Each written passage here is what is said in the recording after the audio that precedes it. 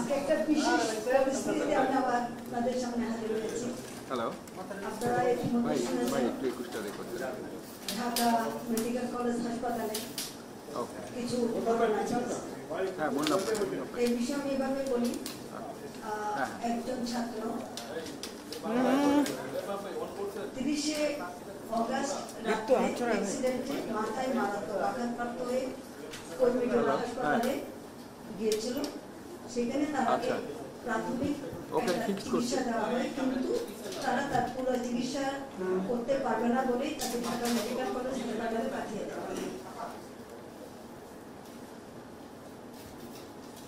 Dhaka medical college হাসপাতালে রাতে ভর্তি হয়, তাকে সেখানে কর্তব্যরত ডাক্তাররা চিকিৎসা সেবা দেন। পরের দিন ছাত্রটি মারা যায়। যে কোনো মৃত্যু মানুষের জন্য সত্যি সত্যি পীড়াদায়ক। ডাক্তাররা তাদের সাধ্যমতো চেষ্টা করেছে, কিন্তু তাকে বাঁচানো যায়নি, যেহেতু মাথায় খুব বড় আঘাত লেগেছিল। এরপরের ঘটনা ঘটে, এবং এখানে যখন ছেলেটি মারা যায় তার আত্মীয় স্বজন সেখানে গন্ডগোল শুরু করে। আমাদের ডাইরেক্টর, হাসপাতালের যিনি ডাইরেক্টর, তিনি তাদেরকে বোঝানোর চেষ্টা করেন যে এখানে যদি আমাদের কোনো গাফিলতি হয়ে থাকে তাহলে আমরা এটা সুষ্ঠু তদন্ত, এই ব্যাপারে আমার সাথেও যোগাযোগ করেছেন তিনি। আমি বলেছি যদি কোনো গাফিলতি হয়ে থাকে তাহলে আমরা সুষ্ঠু তদন্ত করব এবং তদন্ত যা হয় তাকে শাস্তি দেওয়া হবে। এর পরবর্তীতে কিন্তু তারা এই কথায় কর্ণপাত না করে আমাদের ডাক্তারদের উপরে হাত তোলে। এইভাবে আইন নিজের হাতে তুলে নেওয়া এটা ঠিক হয়নি, এটা অন্যায়। দ্বিতীয় ঘটনা, এটা হলো দুই কিশোর গ্যাং নিজেরা বাইরে মারামারি করেছে। মারামারি করে আবার মুগদার হাসপাতালের ওখানে মারামারি করেছে। তাকে মুগদায় নিয়ে যাওয়ার চেষ্টা করেছিল, কিন্তু আরেকজন তাকে নিতে দেয়নি। তখন সে আবার চলে আসে ঢাকা মেডিকেল কলেজ হাসপাতালে। মেডিকেল কলেজ হাসপাতালে আসার পরে এখানেও তাকে চিকিৎসা থেকে বিরত রাখার জন্য তারা চেষ্টা করে। যাই হোক, আমাদের এখানে তাকে চিকিৎসা দেওয়া হয়, কিন্তু সেও, এটা একটা ঘটনা। তৃতীয় ঘটনা হলো একজন ব্যক্তি বিষ খেয়েছেন, তাকেও কর্মীটোলা হাসপাতালে নিয়ে যাওয়া হয়েছিল। সেখানেও ডাক্তাররা তাকে প্রাথমিক চিকিৎসা দিয়েছেন। উনি কিডনি রোগী, ওনার কিডনি ফেলিওর আছে, কাজে এই চিকিৎসাও তারা সেখানে দিতে প্রাথমিকটা দিয়ে তাকে পাঠিয়ে দিয়েছে। এটা শরৎ দিতে গিয়ে তারা চিকিৎসা বানিয়েছে এবং সেখানে লোকটি মারা যায়। তিনটি ঘটনাই কোনোটাই কারো কাম্য নয়, কিন্তু তিন ঘটনায় আমাদের যত ডাক্তার ওখানে সেবা দিয়েছে আমাদের ভুলে গেলে চলবে না। কোভিড যখন হয়, আমাদের এই ডাক্তার, আমাদের নার্স, আমাদের সকল যারা সেবার কাজে নিয়োজিত আছে, দিন নাই রাত নাই তারা পরিশ্রম করে তাদের সেবা দিয়েছে। যখন ডেঙ্গু হয়, যখন চিকুনগুনিয়া হয়, মহামারীর আকার ধারণ করে, তখন তাদের সেবাটা দিয়ে যায়।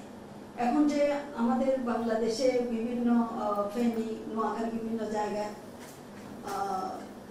বন্যা হয়েছে, সেখানেও অনেক ডাক্তার রাত দিন খেটে পরিশ্রম করে চিকিৎসা সেবা দিয়ে যাচ্ছে।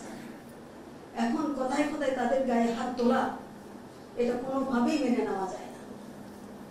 আমি এই ঘটনার, যারা এই কাজটা করেছে, আমি এই ঘটনার নিন্দা জানাই এবং আমি প্রতিশ্রুতি দেই আমার সকল ডাক্তারের কাছে যে আমি এইসব ঘটনার সিসিটিভি ফুটেজ যেগুলি নিশ্চয়ই আসছে, এগুলো বিশ্লেষণ করে আমি তাদেরকে আইনের আওতায় আনবো, এটা আমার অঙ্গীকার। আর জনগণকে আমি বলবো, এই ডাক্তাররা আপনাদের সন্তানের মতো, কারো ছেলে, কারো ভাই, আমাদের নিজেদের সন্তানের মতো। তাদের দিক প্রতি একটু মানবিক হন। ইমোশনালে বসে আমি কারো গায়ে হাত তুলে দিলাম, এটা ঠিক নয়। আইনটাকে নিজের হাতে তুলে নিলে দেশ আর দেশ থাকে না, বিশৃঙ্খলা হয়ে যায়। এখন দেখেন ডাক্তাররা শাটডাউন ঘোষণা করেছে।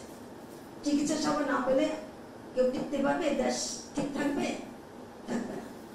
তাই আমি সবাইকে আবেদন করব, অনুরোধ করব, আইন নিজের হাতে তুলে নেবেন না। আর তেমনি আমার ডাক্তারদের আমি বলবো, তোমরা আমার সন্তানের মতো, তোমরা এই শাটডাউন তুলে নাও।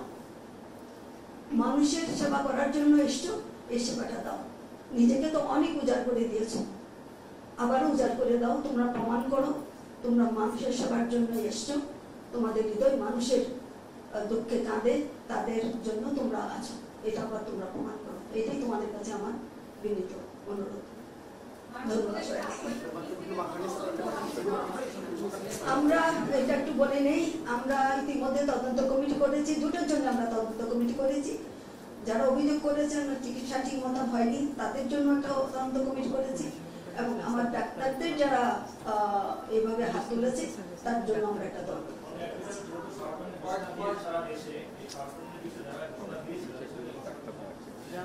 আমরা তো যাবো, আমরা যাবো তাদের যারা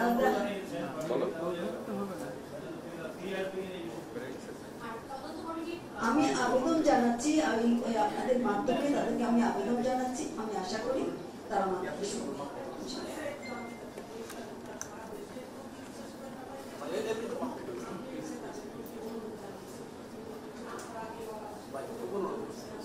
কথা হয়েছে আমি তো বললাম এটার পরে আমি মেডিকেল হাসপাতালে যাওয়ার চেষ্টা করব, এবং আমি যেতে চেয়েছিলাম 12টার দিকে।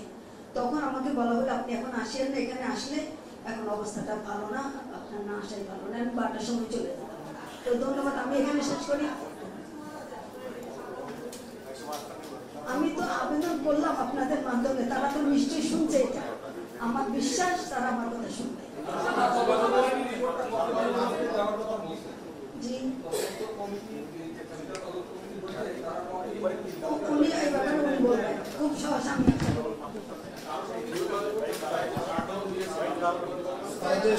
দিয়েছে আমাকে কিছুদিন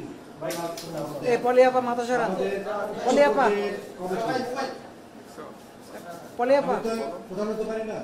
আমার পরবর্তী যেজন আছেন অতিরিক্ত সচিব, 3 জন তদন্ত করছেন।